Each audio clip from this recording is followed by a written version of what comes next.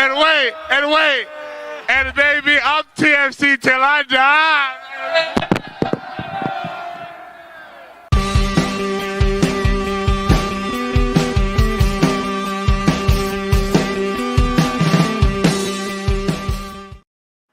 Hello and welcome back to Toronto Till I Die, the Toronto FC fan show.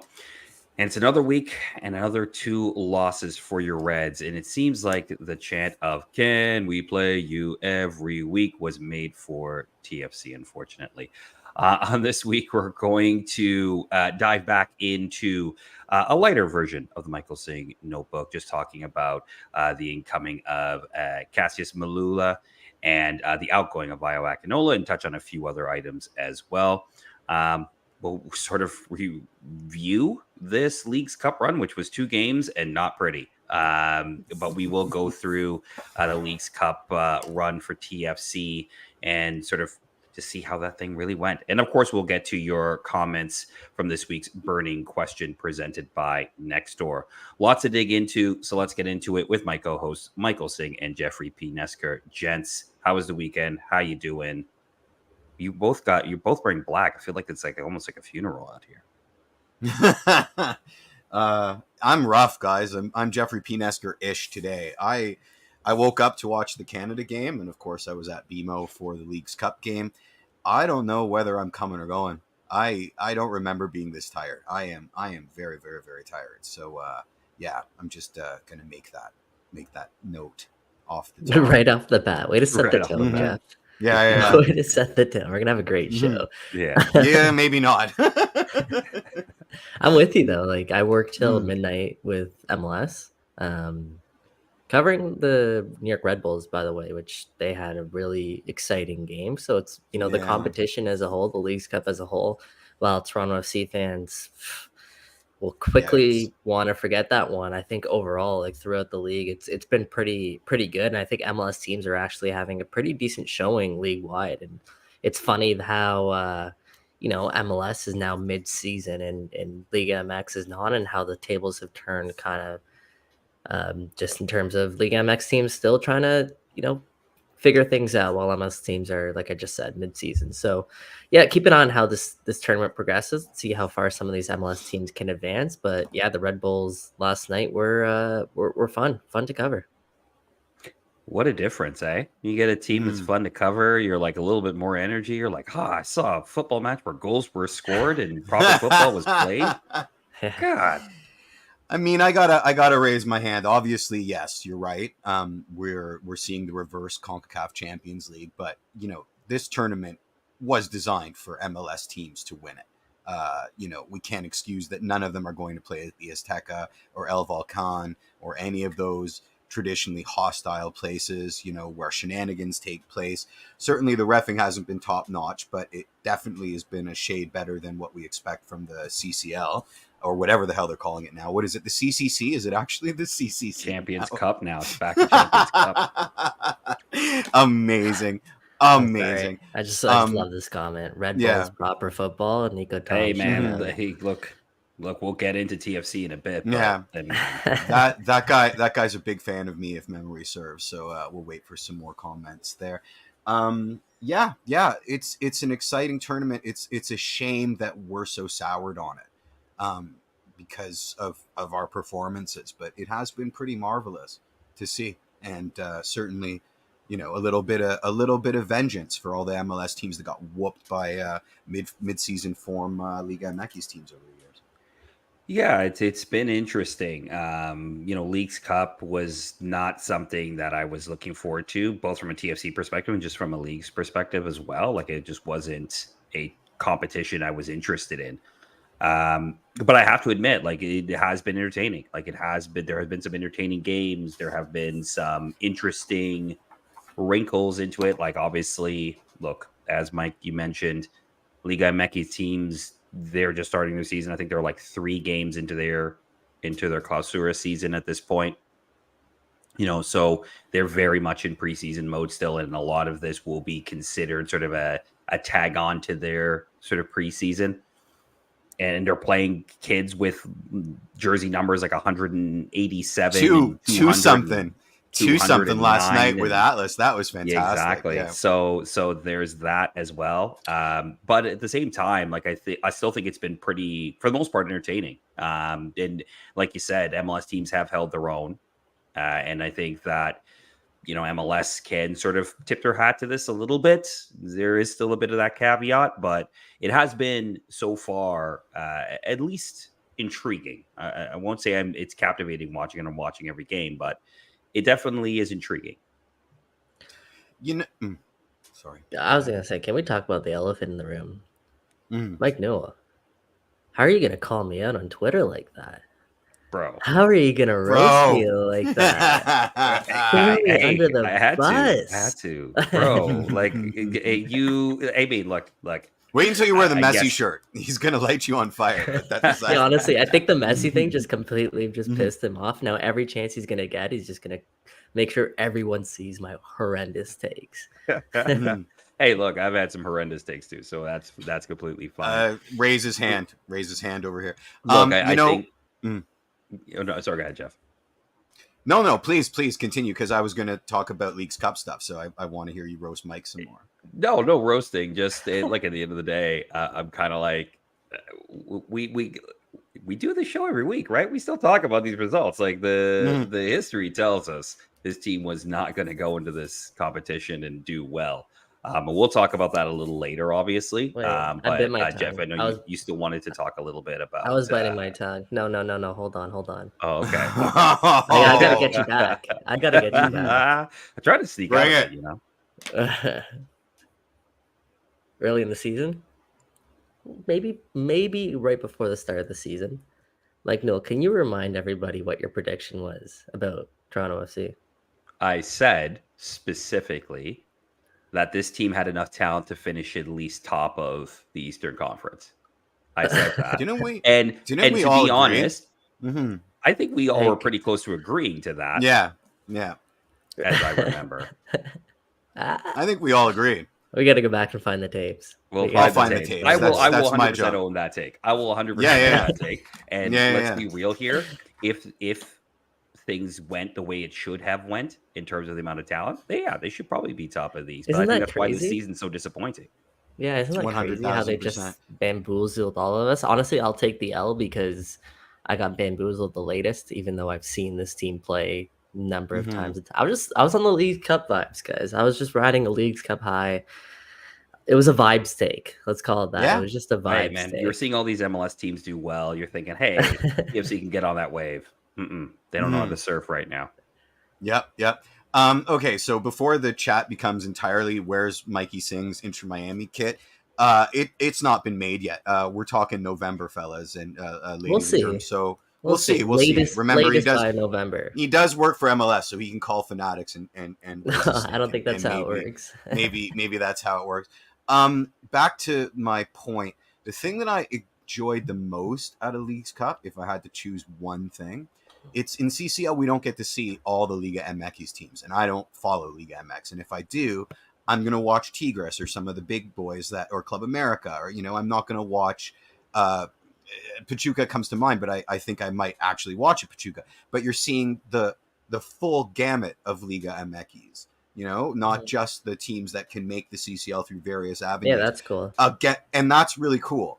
Getting to see some of these lesser known teams here has been enjoyable for me, what they're all about. And I would say for the most part, and it could just be, them trying to blow smoke up asses, but it seems that there's a lot more tactical identity across Liga MX than there is in MLS. And I want to refine that because, in MLS, you'll hear things like, well, St. Louis wants to be a Red Bulls thing. Like there's that easy shorthand. But when they're discussing Liga MX teams, because they're speaking to our market or our fandom, they can't use the shorthand like they play like the Red Bulls. So you get a bit more of the tactical analysis. Like this is a high pressing team, or this team, loves to do man marking and zonal marking.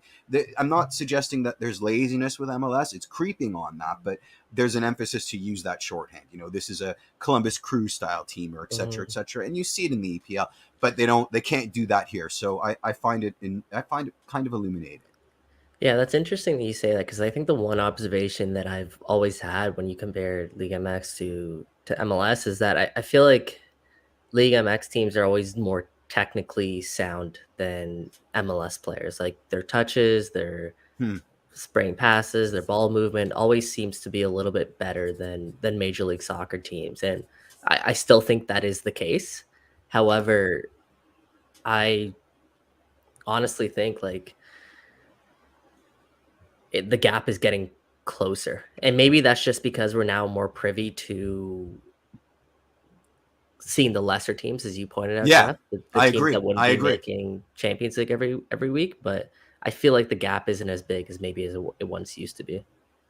I Yeah, agree. yeah, I agree as well. And let's just get into talking about TFC in the Leagues Cup because we're on this roll right now. Yeah. And I think we should address it because look, they're two group stage games, one against NYCFC and one against Atlas. Look, let's just get the elephant in the room. If we're talking about elephants in the room, there's two of Mm-hmm. them. Takes and how badly TFC played, especially in the first game against NYCFC. Look, a Mm-hmm. 5-0 drubbing at Red Bull Arena against NYCFC to open Leagues Cup. Is it? I mean, look, there's a lot of things that have been written and said about that performance, but I mean, is this the low point now? Like, have TFC fans have they experienced the lowest now, or is there still another floor to this never-ending, I don't think we're at barrel of rock bottom. dread? I don't think What we're do at you rock guys bottom think? because there's still sentiments among TFC fandom. I mean, we see them all the time in the chat. Let's get rid of Adama Diamande, right? Well, cool. We'd all love to get rid of Adama Diamande, but unless we're eating his contract or a mutual termination, there are no dance partners for Adama Diamande, right? So I do think that there's this crushing realization among TFC fandom, and I use Diamande as an example.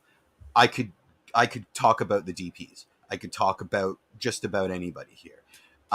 You know, I do think that crushing realization that there's more flotsam than usable assets is another rung on the ladder.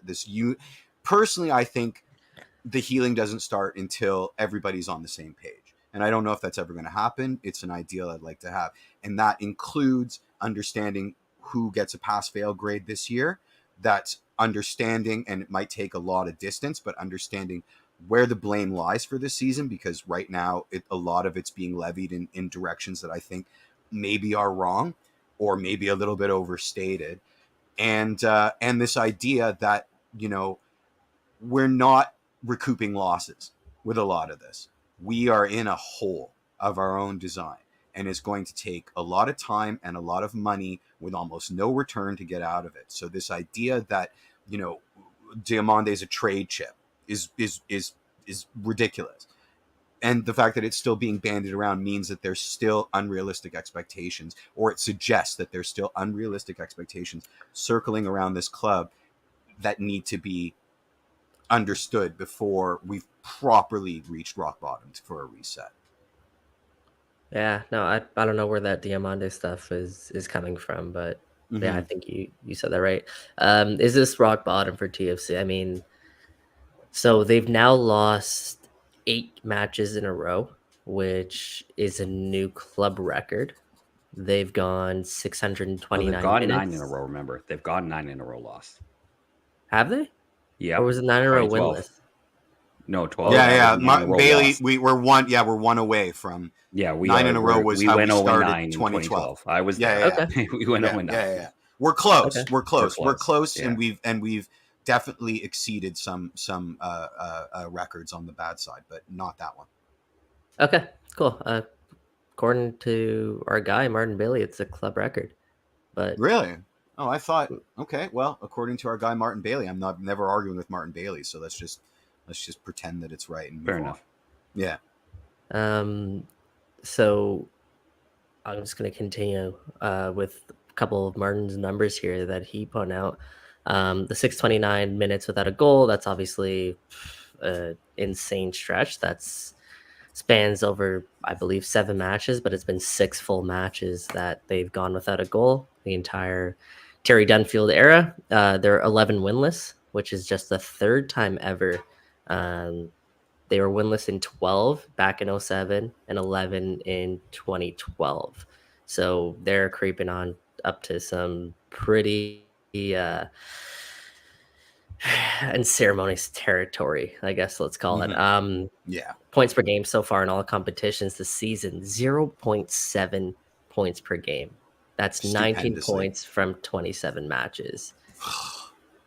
19 goals in 27 matches as well. So they're scoring at, I believe, is their worst clip in club history right now. Yeah. Which is, for the talent that they possess, is pretty remarkable right now. So yeah, the goalless streak, like I said, 629, I believe it is. The club record is 823. So they still got a little ways to go to get back to that club record, which was what, 2011, 2012? Or was it their first season? I think that might have been first season. 2007, yeah. I think that's the first season. Was that when Danny Dichio broke it? Yeah. So yeah, anyways, the fact that we're comparing it to times like that is absolutely remarkable. And I think it has to be rock bottom. Like that 5-0 defeat to New York City FC, that was their biggest defeat, I believe, since the Chris Armas firing match, which was a 7-1 defeat to DC United. So I want to say it's rock bottom for this club. I do. I think it is. Yeah. I don't know. I really don't know if it is rock bottom. I kind of lean towards what Jeff was saying. Like, I don't know if we actually have reached rock bottom yet. Yeah, because the sort of that kind of dichotomy between reality and hope that's festering in TFC Live you have to allow that some of it's occurring behind the scenes at the club. That there are still different camps at the club that are trying to achieve this, or fix this mistake, or fix that mistake. It's not a unified front yet. So rock bottom, by dictionary definition, means is there are no more projects. Everybody's sitting on their hands going, oh my God, do we leave or do we stay, right? The fact that there are still things going, that, there are still things in movement that haven't been, and again, this is an ideal. It's probably not the reality. I think there's still a ways to go. I think there's still a ways to go. Yeah, I mean, look, I think it's close. Like, I mean, Wednesday was pretty much as close as you could get to rock bottom, right? Yeah, like, it was. It's not just that they were. Yeah, it's not that they were just outplayed. It was that at just a certain point, those players knew in their hearts they were not going to win that game, and it showed. It showed very clearly. Yeah, they gave up. Yeah. And I'll take back. I tweeted that I agreed with Terry Dunfield's post-game comments. Like, they didn't give up. They just got beat by a better team. I said that at the time. I've sort of thought about it a bit more and took it away.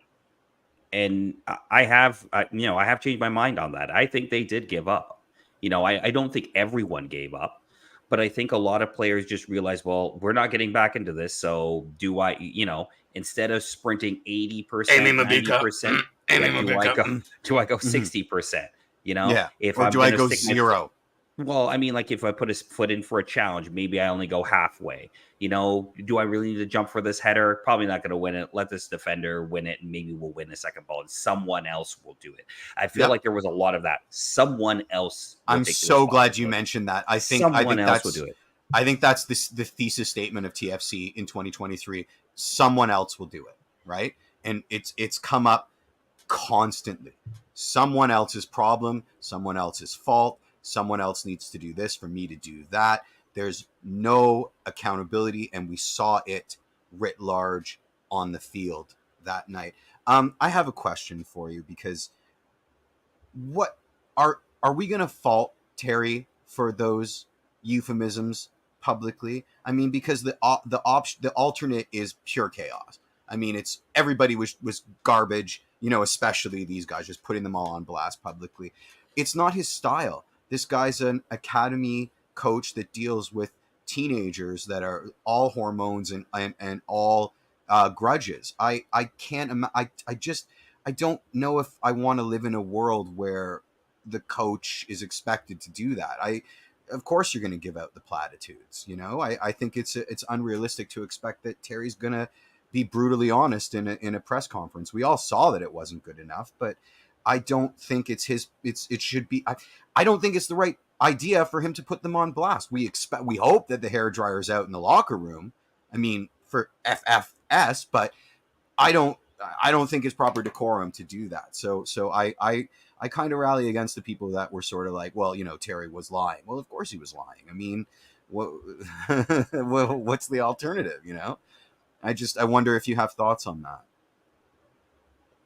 Yeah, I mean, I didn't think too much of it either way. Because I think we all know the reality of the situation, which is that players on that field that day absolutely did give up. And regardless of what Terry says, if they did, it really didn't matter to me. But that was obviously a major talking point throughout the fan base and throughout anybody who was watching that game, because I honestly, from the first time something went wrong, a ball was played too far, or they tried to keep a ball and they couldn't keep it in, or if they had a bad touch, you could see it in their body language, just how frustrated they are. And honestly, how fragile. I think, Mike, you've kind of touched on this the past couple of weeks, just how fragile this team's mentality is right now. Like, when things are going wrong, the smallest thing right now is kind of opening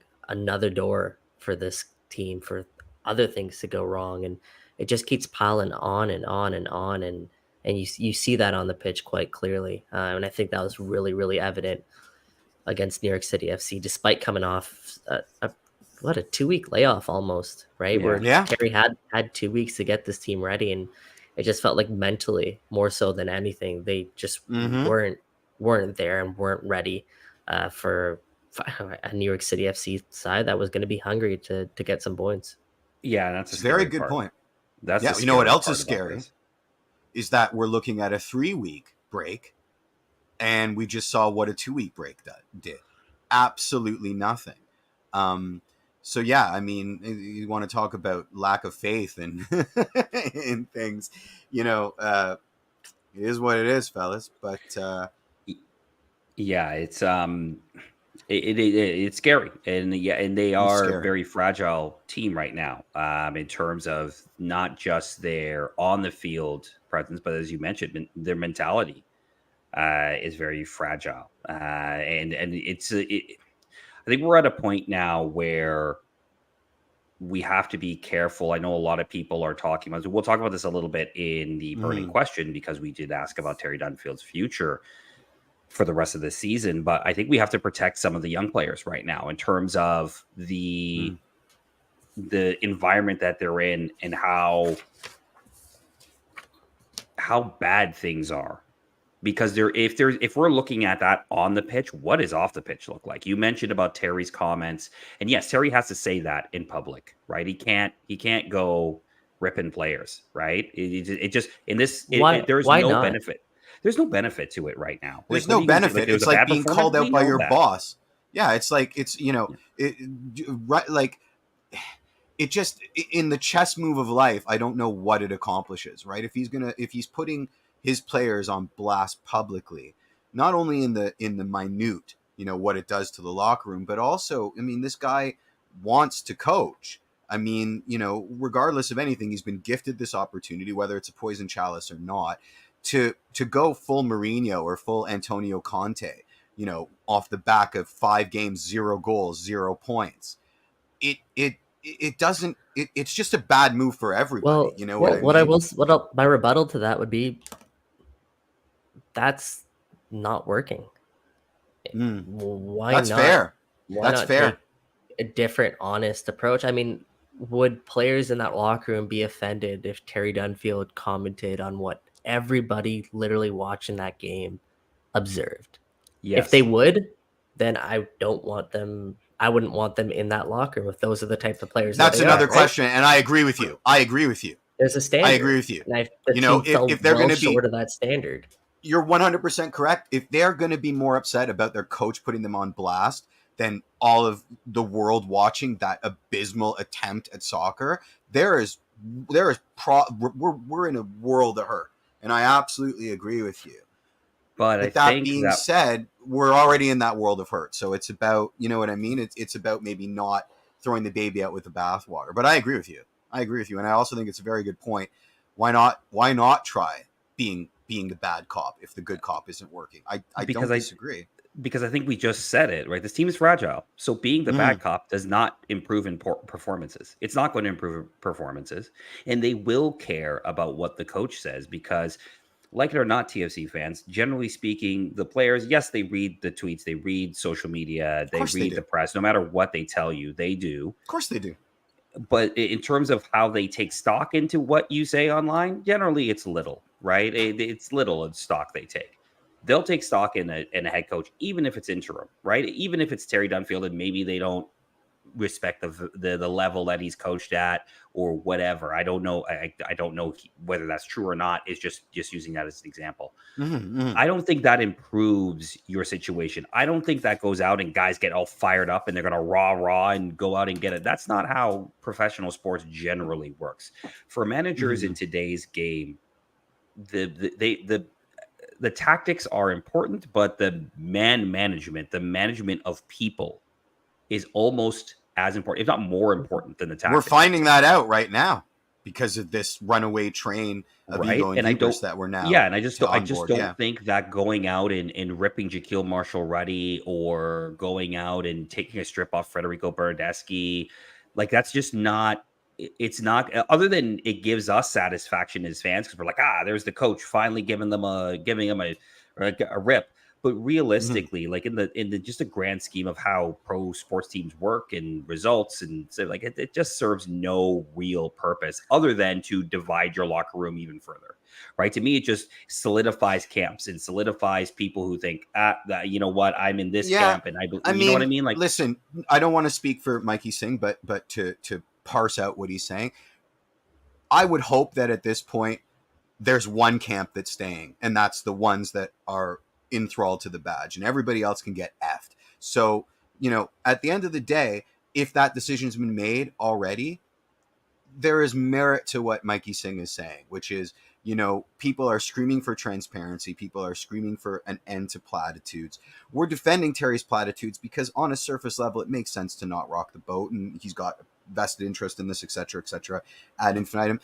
That, all of that being said, you know, if there's no consequence to pissing off the people that already have their foot out the door, then maybe it does do work to establish, you know, this is a new leaf for the club. Talk is cheap, but, you know, something definitive like that could make a lot of headways. It's certainly going to silence some of the pitchfork mob that are screaming, you know, why is he lying to us? We all had eyes, right? And ignoring the social etiquette of the situation. I just, you know, at the end of the day, if we are at rock bottom or near rock bottom, there are no sacred cows.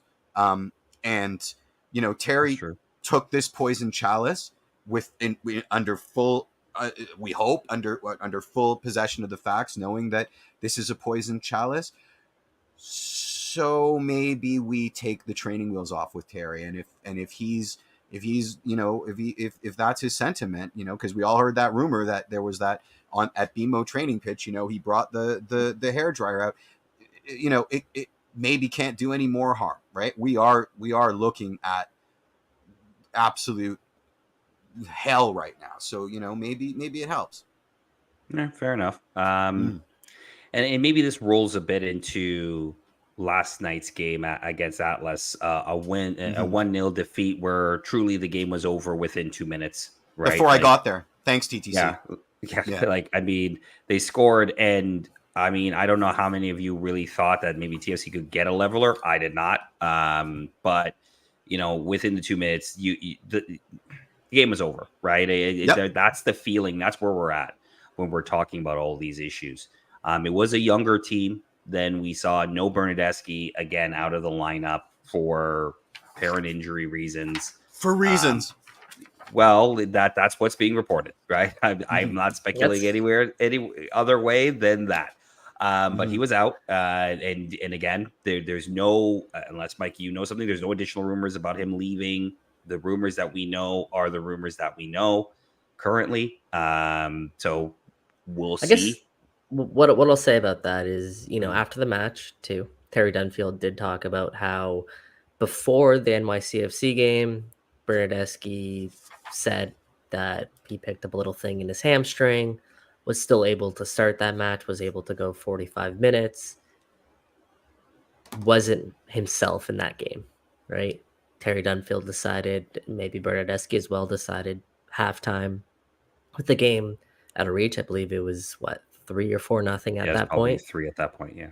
So the game out of reach. Bernardeschi was taken off at halftime. Now, throughout the week, Terry Dunfield said that Bernardeschi didn't train on Friday, was able to go 75% on Saturday. By this time the lineup is out, and it was Terry Dunfield's decision to not include Bernardeschi in the 11, right? And I don't know. Like what my understanding is that Bernardeschi wanted to play, and he did not play, right? So I'll leave it at that. Dunfield saying that the team wanted to take a cautious approach with Bernardeschi, give him the 3 weeks off instead of risking him against Atlas, which, in taking a step back is probably the right move in a game that you're probably not going to, it doesn't really mean anything. Let's put it that way. That said, I don't know. Shenanigans. I don't know. I don't know what to necessarily believe on that front, but that's the club's official stance on the whole situation. Mm-hmm. Yeah. And the conspiracy theorists that are saying it's to protect himself for a move. Well, we've only got 3 days to find out if that's the reality. Plus, window. Doesn't the trade window close on the 2nd? The transfer window closes on. Well, we can transfer him out. So, you just can't bring any transfer him out. You can transfer him out. You just wouldn't be able to do anything. MLS. End of September. Yeah, so they could transfer out, but they wouldn't be able to do with any. They wouldn't be able to do anything with the GAM they get with them until next year. Thank you, ma'am. Yeah, exactly. Great. Awesome. But I wanted to focus in on yesterday and specifically post game with Jonathan Osorio's comments to the press in the mixed zone after the game. Got that one. And I want to clarify also something really quickly. I made this mistake as well when sort of looking for this. And I saw it out there online, but some people were like, well, why didn't TFC put Jonathan Osorio's press conference on the website after the game? It was in a mixed zone, so those don't get published. There isn't like cameras or anything. At least I don't think there were cameras in the mixed zone. So it's just journalists basically asking him questions and him responding to them. Sorry, go ahead, Jeff. I heard a little nugget that post pressers, all of that content is a Leagues Cup thing, not an MLS thing. Yeah. MLS is pretty late with getting that stuff around, but they've at least got experience and infrastructure. This Leagues Cup team are approaching it as rookies. That's why you're seeing some precipitous audio quality technical issues, all of the stuff that you would see with a crew that isn't as well versed in all the little hiccups that can happen. And they have their own mandate in with respect to what comes out. And let's be real, TFC are their lowest priority. The teams that are crashing out of this tournament are not going to get as much attention as Messi. Let's be honest. Messi gets all the attention from both MLS and Leagues Cup. So that's an important thing to mention. I found it out myself. I never assume. I guess the old adage, making assumptions makes an ass out of you and me. But I had assumed that it was the same people, and it wasn't. So credit where credit is due. It's an entirely different crew. Yeah, and I just wanted to get that out there too, so that people just understand how that works. So it's not TFC sort of ducking behind anything. But here are the comments from Jonathan Osorio. This is I got this from John Molinaro. I think in this coming break, it's very crucial for the club now to take steps to address these problems. I think we all know what those problems are. And again, as players, we got to look at ourselves first. But I think responsibility as well is on the club and those higher up. And then he goes on to say, as players, we have to look at ourselves as a club. There's a lot of work to be done. So, Jenna, I wanted to get your thoughts on that comment. Obviously, the first part of that, where he's talking about the higher ups. That's Bill, that's Jason Hernandez, that's other players in sort of the shaping of the soccer part of the business. The work that they need to do to get the club back on track. So I just wanted to get your thoughts on his comments and sort of generally he has not really spoken out a lot about this kind of stuff. But interesting, he sort of took that moment to do that. So I wanted to get your thoughts. Who goes first? Me? So I think the one sentiment I saw going around when that quote was posted was, "Oh, Jonathan Osorio was calling for Bill Manning out." That's not how I read it. That's a stretch. That's reaching. I think Jonathan Osorio is calling for Bill Manning to make changes behind the scenes in the organization, figure out exactly what the team's soccer operations department looks like, figure out exactly what their transfer network looks like, figure out what their scouting network looks like, figure out what their physio looks like, figure out what their sports science department looks like, figure out all the things behind the scenes that we're not as privy to. And I also think he's potentially calling for bigger changes in the roster. Now, there have been some pretty decent changes since Jason Hernandez has taken over, but I think, as we've talked about on the show, there's a couple culture setters, let's call them, on the team. And the culture that's being set right now is not a great culture. And it's not one that Jonathan Osorio has been accustomed to. So I think 100%. He's saying there's people that are higher up that not only do the players take some responsibility, but the people that are higher up have to be responsible for initiating some of the change over the next 3 weeks. So, yeah, it's going to be an interesting 3 weeks to watch, because now that we have a break, it's now some time to make significant changes, I think, at the club. And I guess we'll see exactly what Jason Hernandez and Bill Manning do with Jonathan Osorio's stance. I mean, one of the things that I love about Oso is he's tends to be a man of few words. His clapback at the TVA reporter in a strangely unilluminated BMO field. Hey, well, TFC's got an MLS Cup and Montreal does not. Walk off. He doesn't mince words, but nowhere in it is he calling for a person's head.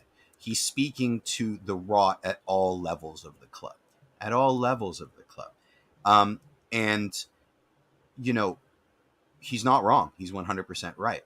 And he didn't word it in a way like, we're just so used to these outbursts now, being not very subtle attacks, being entirely transparent attacks that want to pretend that they're being subtle.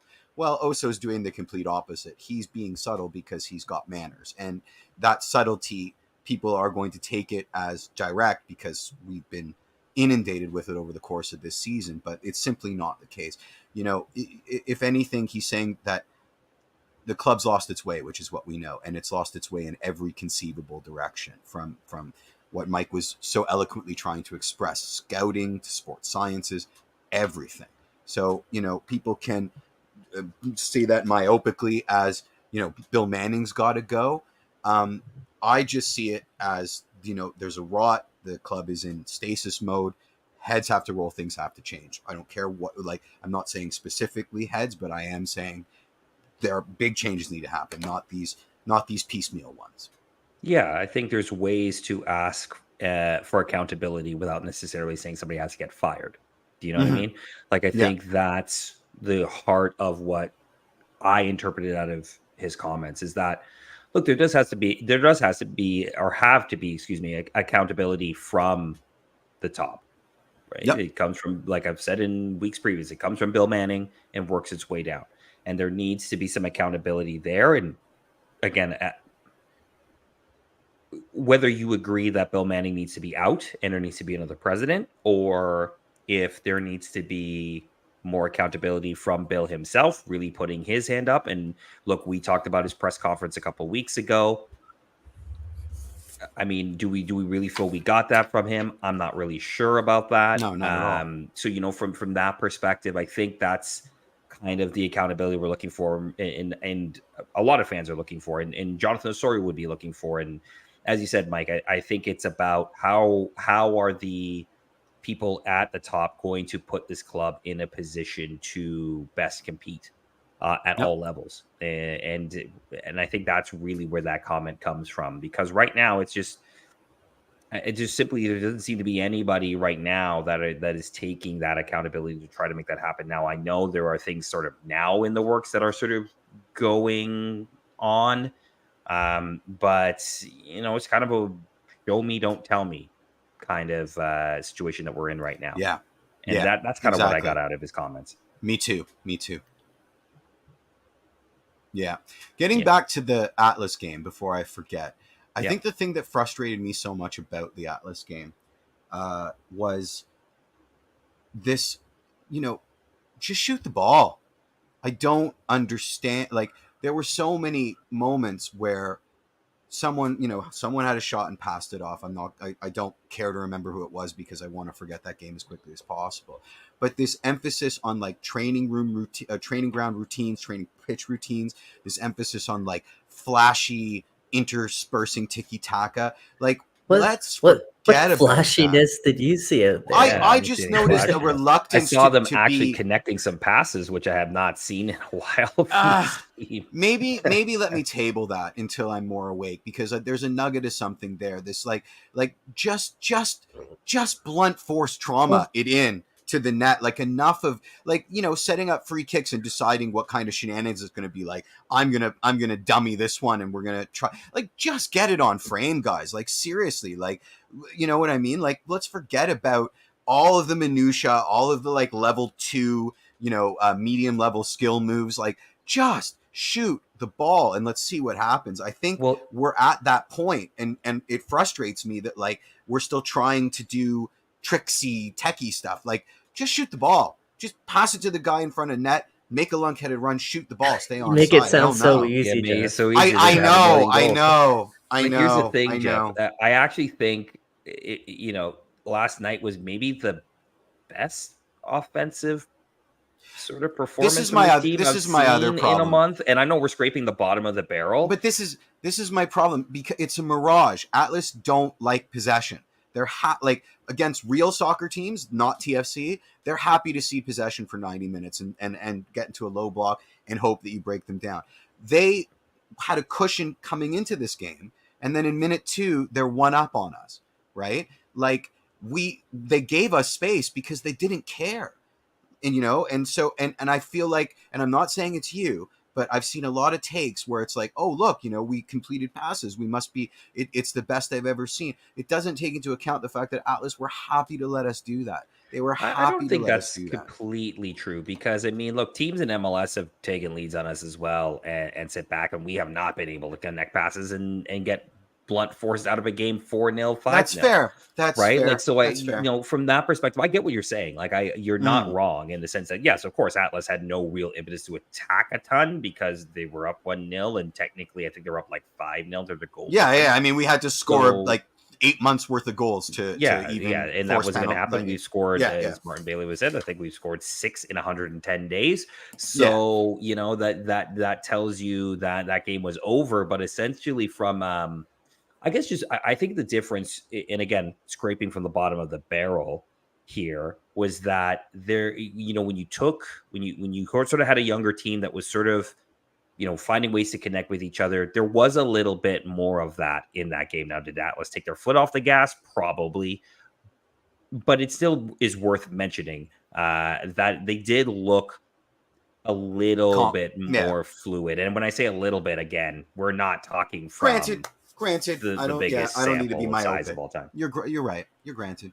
One thing I 100%. did really like yesterday was I see a couple people in the chat talking about Lazar Stefanovic. I thought his performance for a 16-year-old center back to go up against a team like Atlas who have some pretty strong physical attacking players, for him to go out and I think hold his own.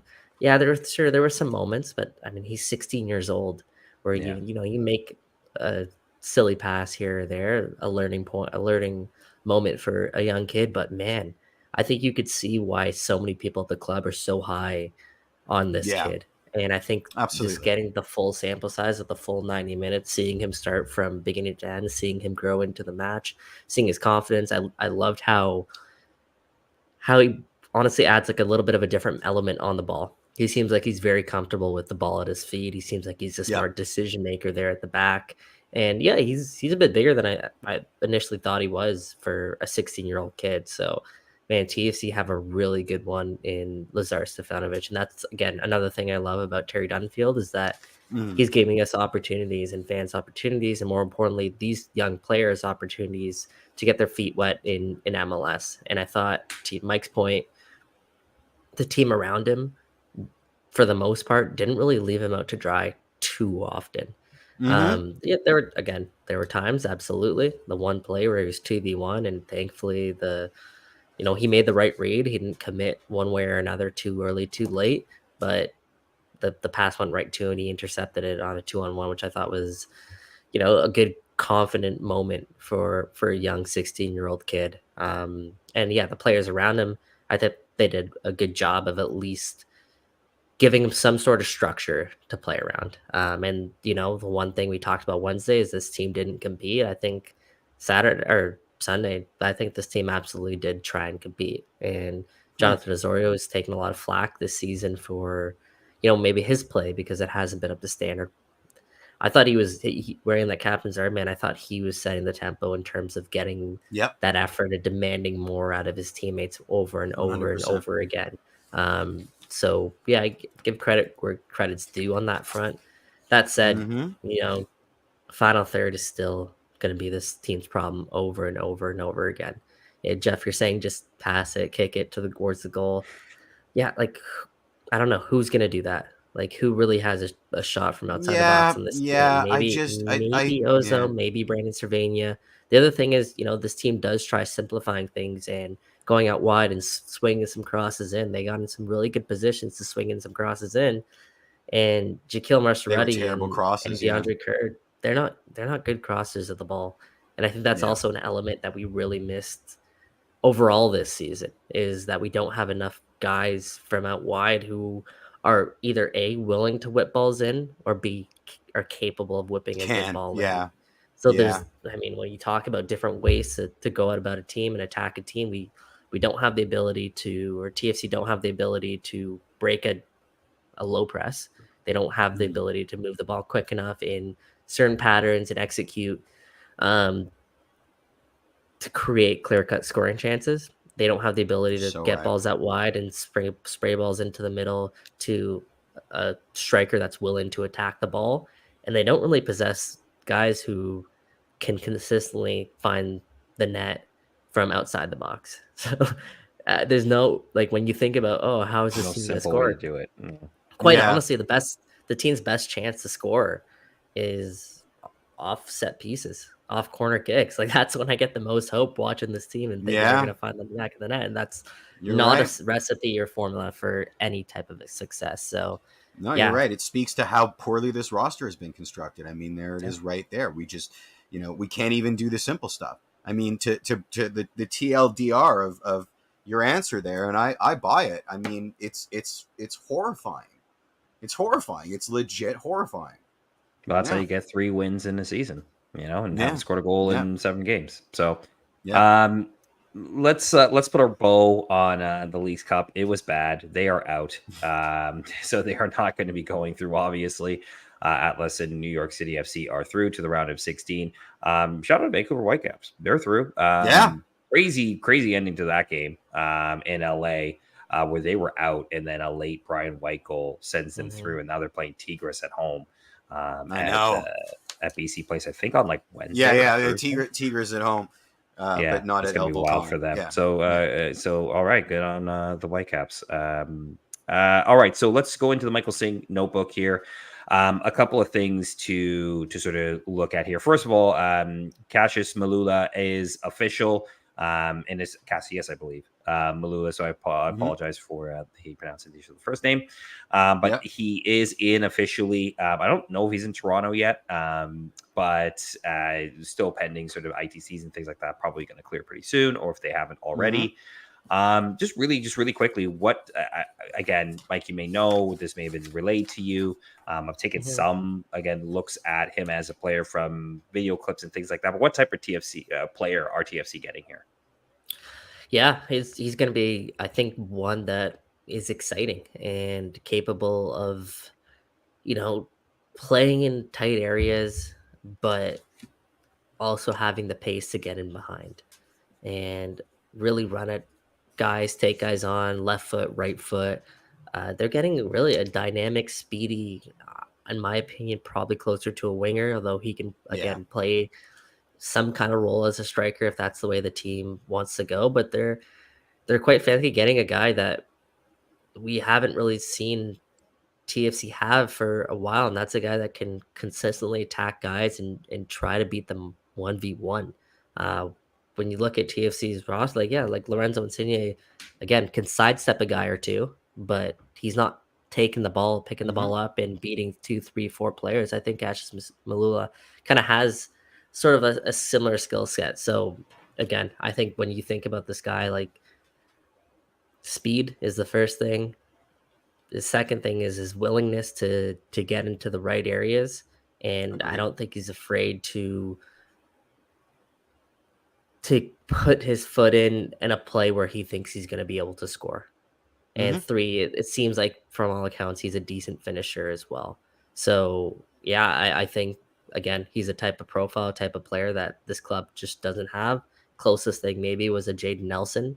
He's like a less skilled, more direct version of Jaden Nelson. And then one of the things we talked about last week, and I think this is so huge, so key, is he's going to be so hungry to prove himself. And he's going to be so motivated to prove himself, which, again, when you look at this team's roster, where it is right now, there's not a whole ton of that.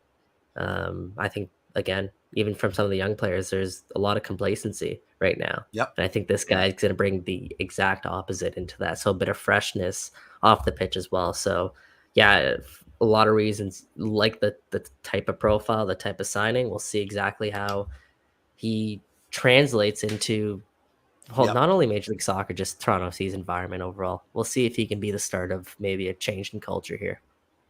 Yep. I mean, I have worries. I'm worried about everything. I'm not going to voice them because I don't want to be a downer after being a downer for 55 minutes. I'm excited about this signing quite a bit.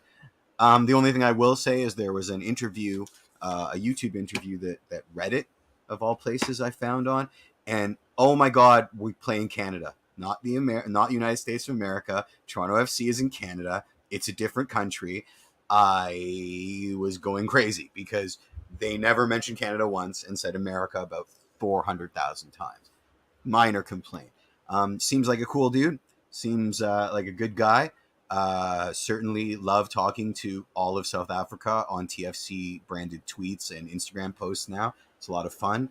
They have high hopes for him, and you can't ignore that. I mean, you look at his performance with the what is it, the Sundowners, and he went from academy kid to first teamer, like guaranteed starter in one season, and also his ascent in the national team was this season. So we're getting him at the beginning of something special, hopefully, and hopefully we don't ruin him because he's coming to us looking pretty schmexy. So let's hope that pays off.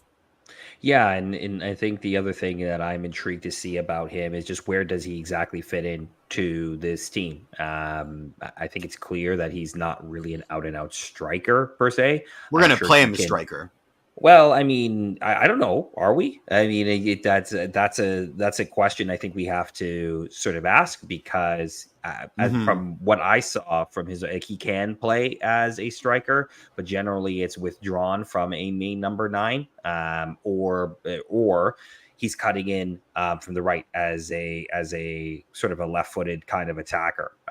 So Hmm. again, I don't know if he is going to actually be a striker. I know there's sort of stuff out there that he is a striker. I don't think I'll be even he's happier if we don't play him as one because it means amazing things for my mental state. But yeah, yeah, I don't know if he's going to play directly as a striker all the time, but I'll just be interested to see how he fits in and where exactly they put him in from an attacking perspective.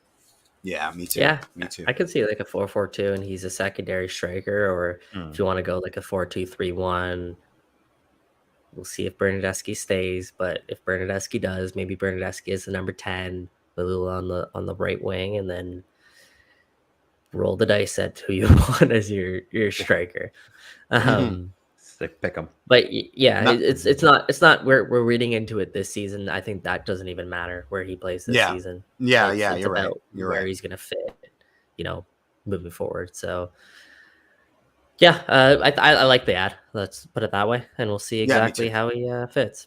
Yeah, and I think just to put a bow on this, I think this is again, look, it's one signing. It doesn't mean everything's fixed. But if this is the way Toronto FC are going, where Jason Hernandez is going with future signings, with the way that they're going to try to put together a team for 2024, encouraging, because Yeah, these are the type of signings and markets and player profiles and in terms of age and terms of ability that TFC should be targeting. I know it's not the sexy European big no more money of that splash signing. for at least 10 years. No more of Yeah, that, please, please. but no My more poor so because heart. I don't know if they're going to be able to get rid of the two they already have. But Mhm. like I think this is the way you build a roster in MLS now. Mhm. It's Yep. you get the big sexy signings after you build the card, not before you build the card. Yeah. Yeah. So I think that's the overall sort of positive thing you can take out of this. And look, I wish him well. I'm going to be rooting for him. TFC fans, be patient with him. He's again, Kevin. it's kind of like Lorenzo Insigne coming from a place he's never left home. Like he's never left home. Like That is such a deep cut. You both may be too young for this, but the Sundowner is a strip club of some repute. Rest in peace. But the Sundowner, they had commercials on TV, so yeah, it was pretty fantastic. And every time I talk about the Sundowners, I think about the Sundowners. So thanks, Kevin. I got the joke at the very least. Cheers there you go, to that. Kevin. Thanks for the joke, Kev. But Yeah. let's be patient with him and let's see how he does. Obviously, look, it's going to be 11 games that I'll have before the season ends. So again, let's pump the brakes and take some time with him. I thought it was done. I mean, I don't go to strip clubs very often, but I thought it was long done. Before we get into IO, whatever. We're three still cheers talking for about Jason. Niagara strip clubs. Three cheers for Jason Hernandez. I like these moves, and he found a dance partner to take Akinola off our hands.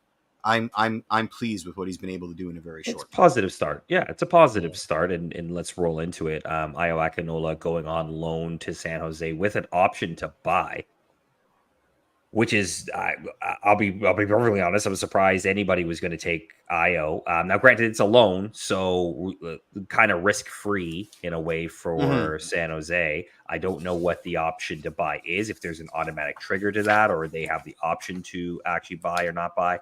But I mean, for Io, fresh start, right? And Mike, you kind of touched on this when talking about Cassius. A lot of the young players, a lot of the young Toronto-based players are pretty comfortable, right? Like make decent money, live at home. All your buddies, all your boys are telling you you're great, right? Everybody knows you play for TFC. Like it's a comfortable life, and you don't necessarily have to get out of the zone that you've always known. Whereas I find that, again, you can use Mark Anthony Kaye or Jordan Hamilton to a certain extent. Like, yes, okay, you can talk about careers and things like that. But generally, those players that do leave Toronto and get out of the bubble and go somewhere else tend to come back better players because they have to sort of adapt to a new way of living. And maybe that's what Io really needs to kickstart his career. Yeah, I guess what I can tell people about the IO transfer, it's something that his party specifically has been pushing for quite some time. Wow. This is dating back to even the off season, end of last season, and TFC mutually they wanted that to happen.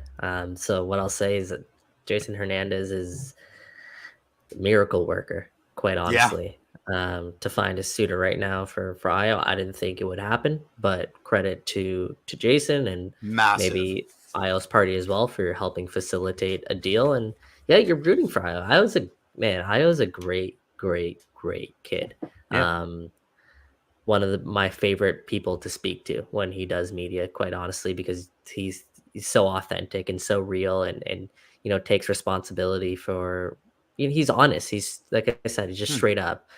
So he's someone absolutely, I'm rooting for here to go on and do some good things with San Jose. But man, for Jason Hernandez to pull this deal off in the state that Iowa Akinola has been in, that's honestly could be his best piece of business this season. I would love to know how exactly those talks and those Richard conversations says they have dirt. Richard says TFC has compromising photos of San Jose management. Well, hey man, Jason Hernandez was a long-time San Jose Earthquake, so that's true. He knows people. That's true. He knows people.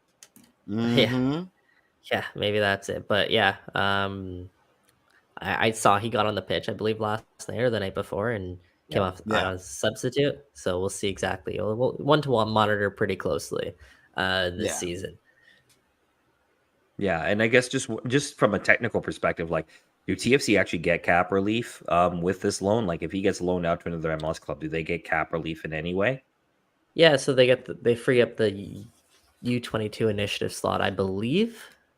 Actually, I haven't looked into that. Yeah, I would suspect that might be problematic because you could run into an Atlanta situation where the other team doesn't take the that is if you go out and you use it in these next 3 weeks. I'm not worried.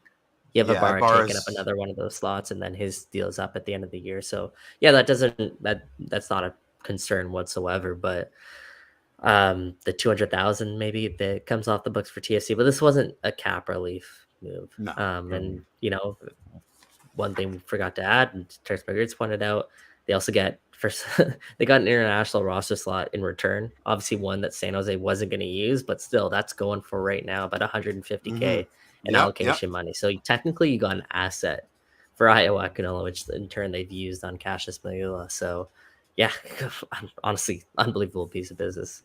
Yeah, unbelievable. Absolutely.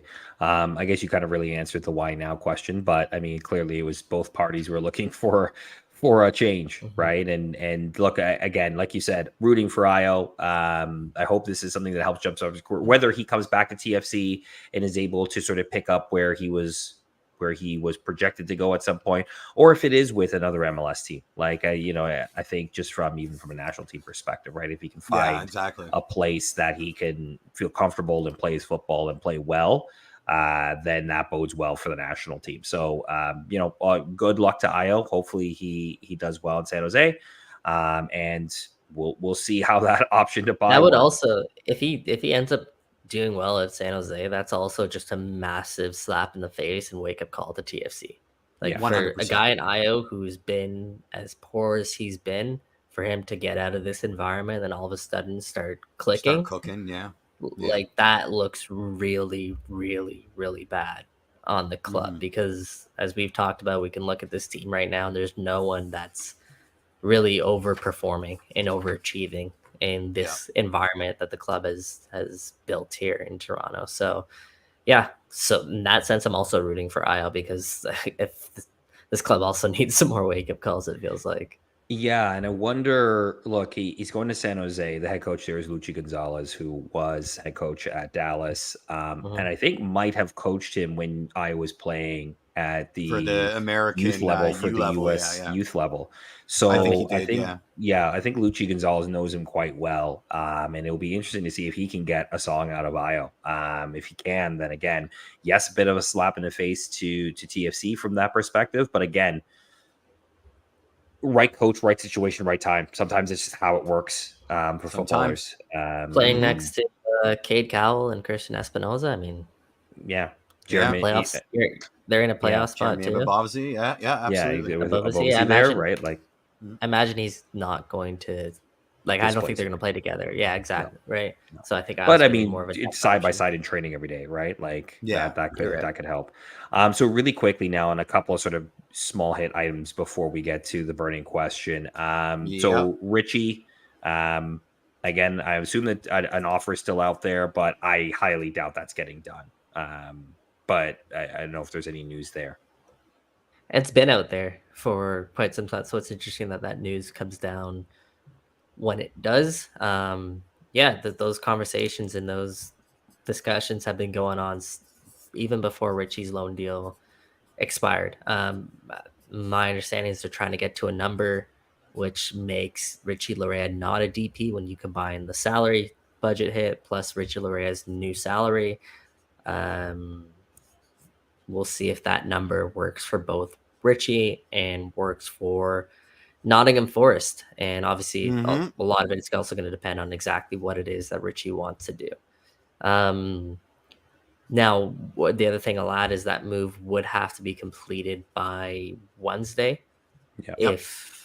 if Richie Laryea wants to continue playing for Toronto FC at least this season. There's, you can still technically make the move come the January transfer window, but that would mean Richie Laryea either going on loan elsewhere for 6 months or just quite frankly sitting out with Nottingham Forest Yeah. for 6 months because Yeah. my understanding is again Steve Cooper not really the biggest fan of Richie Laryea's game. So yeah, we'll What a see shame. exactly how that plays out. Yeah, and I just question whether this move makes sense for Toronto FC. Really, I get it. Like, of course, if you can get Richie Laryea, get Richie Laryea. But again, from a cap perspective and from a like, what can you do with those resources perspective? Like, does bringing Richie Laryea back make any real sense at this point? To me, it doesn't. Especially if it's going to be from a just from a resources, how you spend them and how you use them perspective. But if it's going to affect the way that you continue to build a roster, does it make sense to bring him back? I don't care. I mean, this is one of our best players, if not our MVP. If he's willing to come back and deal with the kind of hit that his financials are going to take because he's got to be in this sort of inenviable space between a DP and a high TAM player. I mean, I think it's crazy to say no to that. And also, if this is the only way he gets playing time, versus getting, unfit and eating Cheetos for 6 months, like, I think the player is probably going to want it. It makes sense for both parties. It's obviously not ideal for both the player and the club, but if I'm TFC and I'm able to get Richie to play ball on a deal that is sort of, benefits me a lot more than it benefits him, I'm not looking to gift horse in the mouth.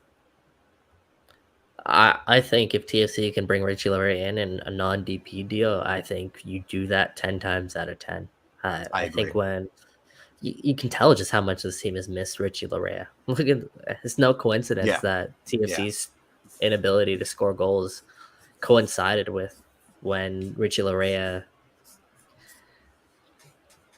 he went to Canada camp, and from there on, it seemed like a lot of TFC's threat moving forward kind of went away. So yeah, and as a max TAM player, like he seems like a player that's legit a difference maker in this league on both sides of the ball. And the way that he's grown and developed, he works in this league. Yep. And the one thing you think about is kind of a comparison is Jonathan Osorio, right? He's would come in on a similar deal as Jonathan Osorio. Right now, if you were to pick between the two players, who are you picking? For me, it's Richie Laryea. He's younger, and I think he makes more of a difference for this team than Jonathan Osorio has this season. And Jonathan Osorio, as we've talked about, isn't really getting much younger. In a perfect world, you get to keep both of them, and I think I think it's a no-brainer for me if I'm TFC. I agree.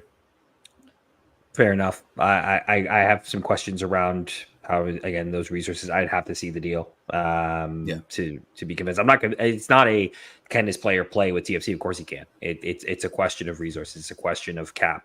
Don't put yourself in the cap hell again. Out of sentiment is what I would say from that perspective.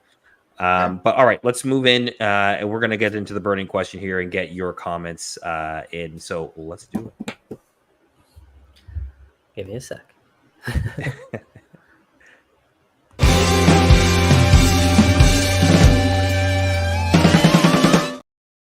Damn that. The burning question presented by Nextdoor. Nextdoor is the official community app of Toronto FC. It's where you connect with people and local businesses in your neighborhood.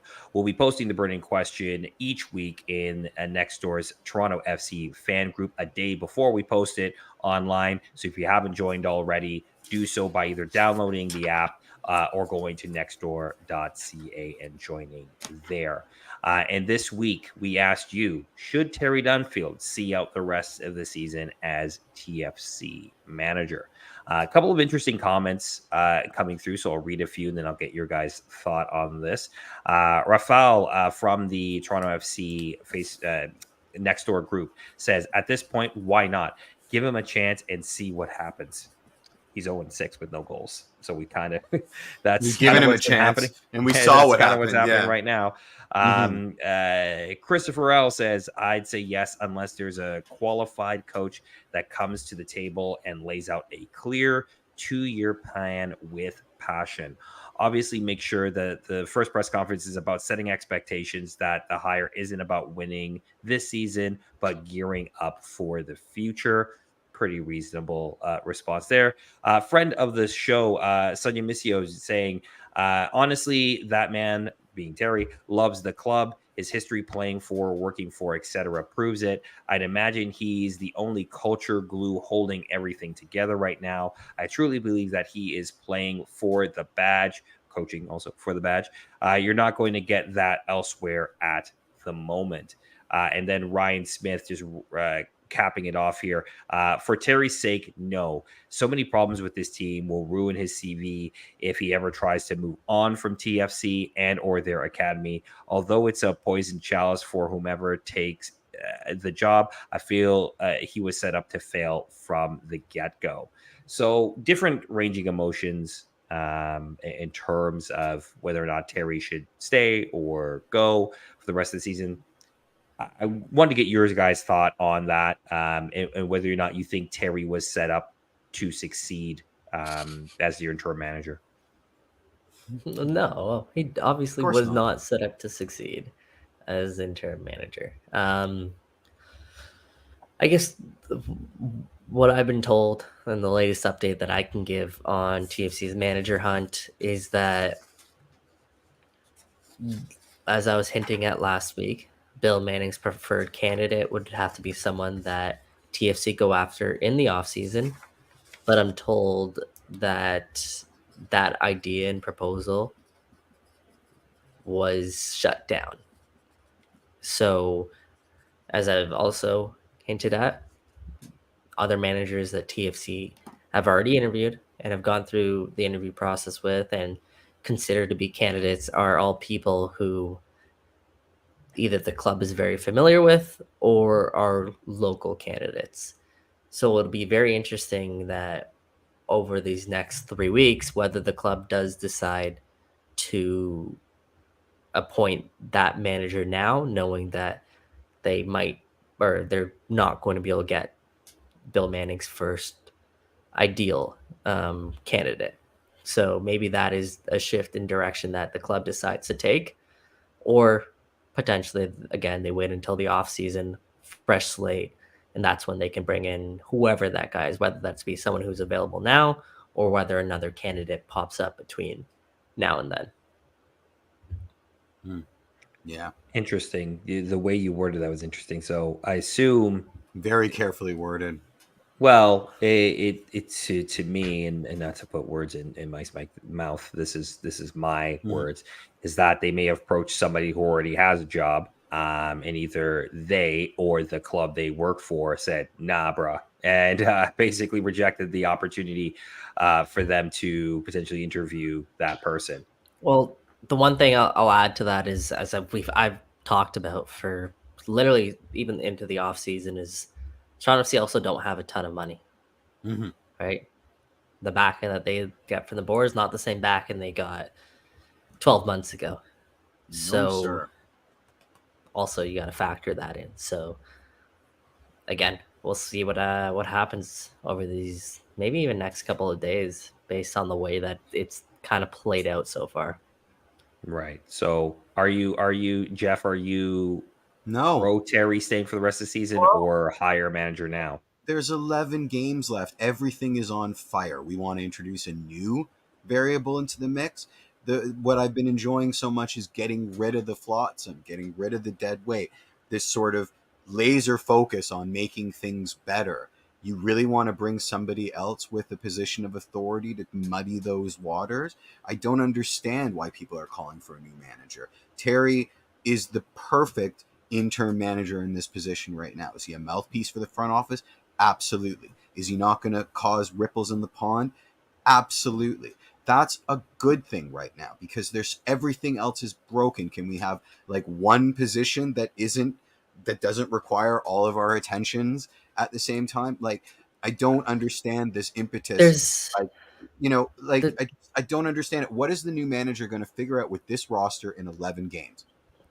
There's a lot of moving parts, though. It's not as definite as saying we absolutely cannot bring in a new manager at this point because, as G Money talks in the chat is saying, what if the coach that you want isn't available now at the end of the season?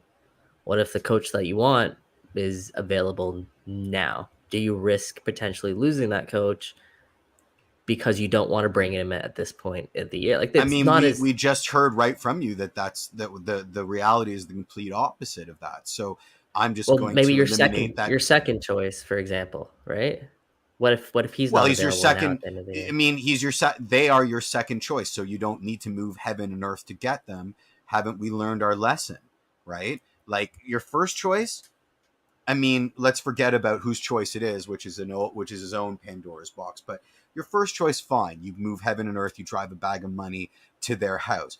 But your second choice, by virtue of being your second choice, doesn't get that same privilege. And when you start making those concessions for the second choice, that's when you're making compromises ahead of the hire itself. And when you compound that with the fact that there are 11 games left with a roster in flux, with a front office in flux, with a sports science department in flux, with a training ground in flux, with Bitchy the Hawk in flux, I don't need another thing in flux here. Just leave that warm body in there. He's doing good things. He's getting some of the kids minutes that potentially new hire X isn't going to get. He's figuring out a way to handle the DPs, which isn't kid gloves. It's certainly not kid gloves. Like, I don't see the impetus. I don't see that, like, this, like, I guess I just don't, I haven't seen a compelling argument as to why a new coach X right now is worth the potential introduction of more chaos into an already chaotic environment. Yeah, I guess I hear that. It is unique though this year that you have a 3-week break, so it's not like it's thrown right into the fire and here you go. You have 3 weeks. There's a transfer window that's coming up on Wednesday. There's also, obviously, as we talked about earlier on the show, the European transfer window, which closes, I believe, again, September. I think it's September this year. Yeah. So you have those two things as well. So you're looking at maybe a bit of a different dynamic than what has been the last couple of weeks here for TFC. So yeah, look, as much as we're rooting for Terry, and we love Terry as a person here, and I know you're kind of sugarcoating it, Jeff, in terms of pointing out some of the good stuff that Terry's done. The results have never been worse for Toronto FC. Yeah, but I think They've I literally hate to never say been it. worse. I don't disagree, but I mean, look at what he has to work with, right? Like Sure. 70% of our cost outlay is getting tattoos and sitting with ice packs. Like I don't know there is a coach alive that's going to accomplish anything this season with this roster, and I think bringing them in early. I don't think you're wrong. Bringing them in early can be more harm than good. I mean, it's back here. We're getting a lot of comments, but like, Boomslang, if you're just picking a guy with a pulse, we have one already. I hear no compelling arguments, and of course there's no name in the mix, but I've heard no compelling arguments about why it needs to be now, other than we want it and the hope monster is manifesting again. Here comes the hope monster, new coach, hope's back. Guys, abandon ye all hope, right? All right, 11 games. Mike is giving devil's advocate here. I'll give you a reason why you go get the coach now. Terry is never going to be the guy. And if Terry's not ever going to be the guy, and if you're 0-6 and they haven't scored a goal and they don't look like anywhere close to scoring one. Last night, honestly, was the closest they've probably been since he's been manager of maybe scoring a goal. Then why not go get somebody now that you're going to be keeping for a couple of years that can get, like Mike said, 3 weeks with the team, and you're not judging them on 11 games, right? Really what you're doing is you're saying you're giving that person time to install a backroom staff, a culture within the team, and 11 games to look at players and say, like, this guy, I'll build with these guys, the rest of them and get to know players. And get to know players and build a relationship. But you're also getting to know the crappy players that are on their way out. And you're also walking into this cauldron of pain. I mean, why not? Well, he'd be walking into a cauldron of pain whether he comes now or whether they come in like November. There's a lot to be said about off-season, empty office. You get to move in, set your tone, versus coming in with 11 games left in the season to an office that's still got this stank of failure all over it. But it's not a secret, though.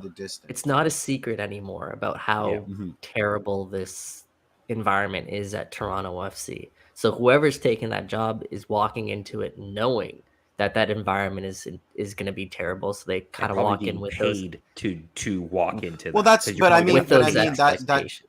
Yeah, and that supports my point. If I'm walking into a poison chalice, I at least want the benefit of being the first. Like, there's just something to be said about time and place, and at the end of the day,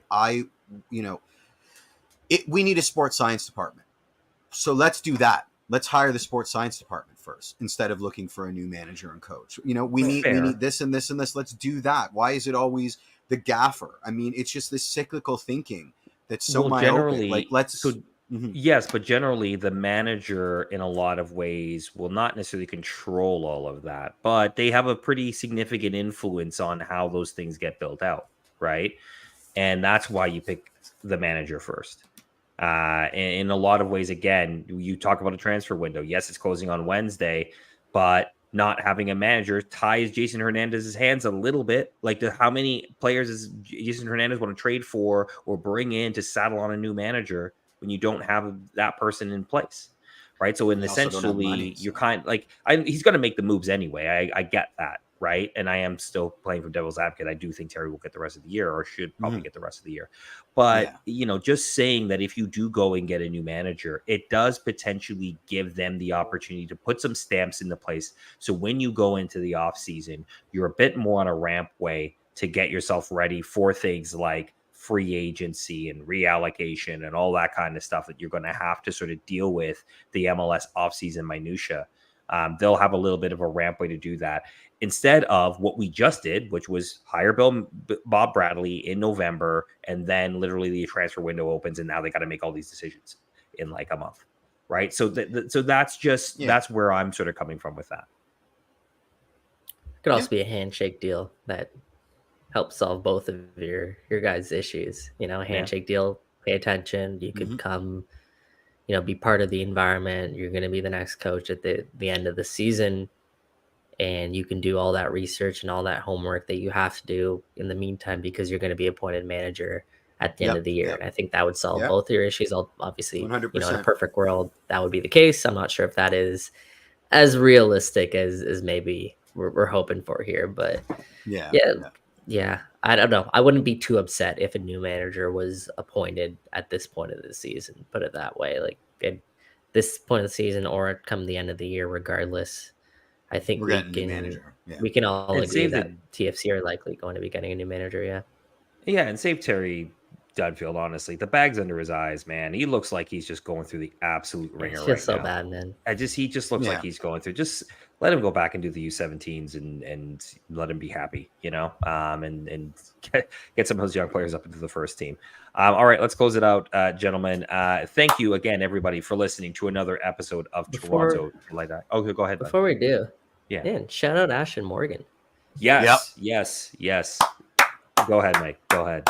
No, obviously, if you missed it, news today that Ashton Morgan has officially announced his retirement from professional soccer.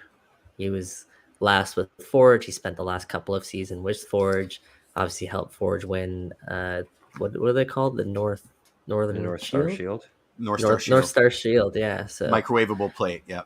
The North Star Shield. CPL champion. Obviously, MLS Cup champion with Toronto FC. He was a loyal servant to Toronto FC, came through, graduated through the academy in 2010 or 2011, signed his first team deal with the club in 2010. There you go. And like I said, was kind of the DNA and blueprint of Toronto FC for a very long time. And even when you talk to some of the young guys with Toronto FC, Ashton Morgan's a name that they still mention for the impact that he has had. Ladies and gentlemen, our new coach, Ashton Morgan. And he knows better than that. The one thing I will say about Ashton Morgan and he's just 32 years old. I know he's still going to be involved in soccer. I'll let him announce what his next move is going to be when he wants to announce it. But for fans in the greater Toronto area, this won't be the last that you hear of Ashton Morgan. Yeah. Ashton, I tweeted out earlier, so I don't have to repeat a ton of it. But like, as somebody, a lot of us, we grew up with Ashton in a lot of ways. And look, I've had the privilege of watching almost all, like not all of them, but a vast majority of his professional games. I was there on his debut.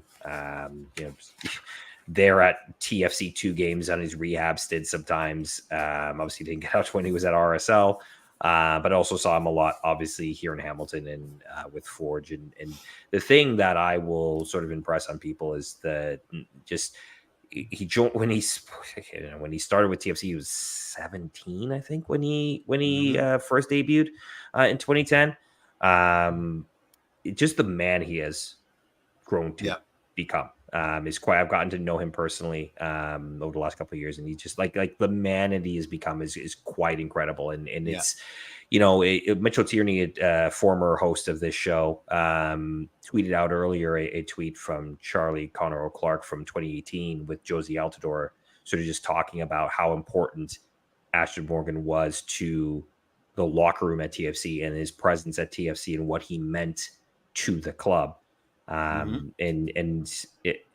think that shouldn't be lost on TFC fans. I know right now we're in the doldrums, but there's a reason why you keep glue guys like that around, right? Maybe they're not producing the exact same way on the pitch as they used to, but there's a reason those guys stick around and why they become very valuable and have long careers in the game. And Absolutely. Congratulations to him on his retirement as a player. He's got a lot more to offer to the soccer community in Canada and to our community as well. And obviously he's got some moves coming up. He'll announce them when he's ready, but just really happy for him. He's in a good place, I think, with it, which is awesome. And his new cafe just reopened today, actually, on Dundas. Fantastic. So the summer's Fantastic. back open. No, we're not going to talk about the Canadian women's national team this week. We're depressed enough, but we'll definitely mention it. And I mean, what's to say about Voldemort Defoe? Of course, he wants to manage in Toronto. He sees it as a paycheck, like he saw it as a paycheck in 2014.